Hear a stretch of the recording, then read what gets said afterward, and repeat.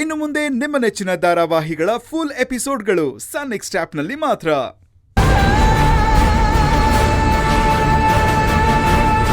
ಅಮ್ಮಮ್ಮ, ಅವತ್ತು ಬಾಸು ಕಾಶಿಯಿಂದ ಬರಬೇಕಾದ್ರೆ ಗೌರಿ ಅವರು ಕಿಡ್ನಾಪ್ ಆದರು. ಅವತ್ತು ಶಾಪಿಂಗ್ ಮಾಲ್ನಲ್ಲೂ ಗೌರಿ ಅವ್ರನ್ನ ಯಾರೋ ಟಾರ್ಗೆಟ್ ಮಾಡಿದರು, ಅವಮಾನನೂ ಮಾಡಿದರು.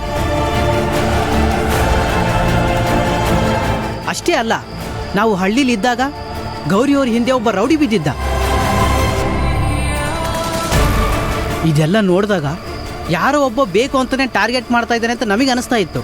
ಈ ಕೇಸಿಗೆ ಸಂಬಂಧಪಟ್ಟ ರೆಕಾರ್ಡ್ಗಳನ್ನು ನಾವು ಕಂಡುಹಿಡಿತಾ ಇದ್ದೀವಿ. ಮತ್ ನಾನ್ ನೋಡಿದಾಗ ಅದ್ಯಾವುದೋ ಹಾಸ್ಪಿಟಲ್ ರೆಕಾರ್ಡ್ಸ್ ಇತ್ತು. ಅದರಲ್ಲಿ ಅದು ಕಿಡ್ನಾಪ್ ಆದಾಗ ನನಗೂ ಗೌರಿ ಅವ್ರಿಗೂ ಏಟಾಗಿತ್ತಲ್ಲ, ಅದರ ರಿಪೋರ್ಟು. ಮತ್ತೆ ಅದ್ರಲ್ಲಿ ಜಮೀನಿನ ಪತ್ರ ಎಲ್ಲ ಇತ್ತು. ಯಾರ್ದದು?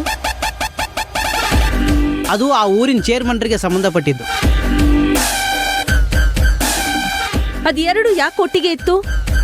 ಯಾಕೆಂದ್ರೆ ಆ ಊರಲ್ಲಿ ಚೇರ್ಮನ್ರ ಮೇಲೆ ನನಗೆ ಅನುಮಾನ ಇದೆ.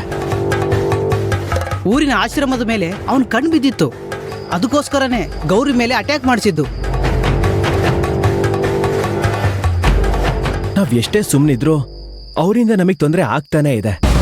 ನಾಳೆ ಮದುವೆ ದಿನ ಗೌರಿ ಅವ್ರಿಗೆ ಏನಾದರೂ ತೊಂದರೆ ಆದರೆ ಗಂಗೆ ಅವರು ನೆಮ್ಮದಿಯಾಗಿ ಮದುವೆ ಆಗಲ್ಲ. ಅಕ್ಕನಿಗೋಸ್ಕರ ಪ್ರಾಣ ಕೊಡೋಕ್ಕೂ ರೆಡಿಯಾಗಿದ್ದಾರೆ ಅವರು. ಅದಕ್ಕೆ ನಮ್ಮ ಬಾಸ್ ಟೆನ್ಷನ್ ಮಾಡ್ಕೊಂಡಿದ್ದಾರೆ.